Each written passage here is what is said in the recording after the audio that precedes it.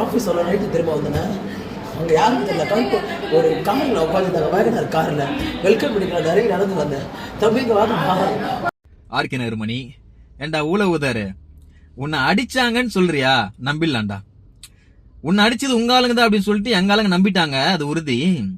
ஆனா நீ ஒன்னு சொன்ன பாத்தியா, அதுல தாண்டா நீ மாட்டின, நீ நடிக்கிற அப்படின்ட்டு. சூப்பரா பேசுறீங்க சொல்லி கை கொடுக்க சொன்னாங்க. நீ ரொம்ப நல்லா பேசுற அப்படின்னு சொல்லிட்டு சொன்ன பாரு ஒரு பீலா, அதுல தாண்டா கன்ஃபார்ம் ஆயிடுச்சு. நீ என்ன பேசி கிழிச்சிட்ட அப்படின்னு சொல்லிட்டு உனக்கு கை கொடுத்தாங்க. ஓ, கை கொடுத்தது உங்க ஆளுங்கல்ல, எங்க ஆளுங்க அந்த கால் தான் குத்துருப்பாங்க பரதேசி.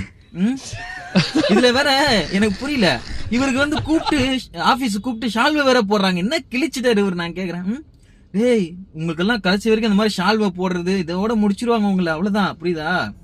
சரிசமமா பாக்குற ஒரு அரசியல் கட்சி தலைவர், அரசியல்வாதிகளா இருக்கட்டும், அது எங்க கட்சி தாவேகா கட்சி மட்டும்தான்டா தற்கொலை.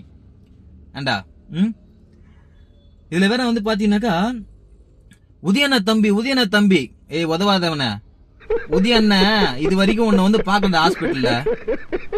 இதுல இருந்து என்ன தெரியுதுனாக்கா, உதயண்ணா உன்னை வந்து தம்பியா ஏத்துக்கலன்னு அர்த்தம்.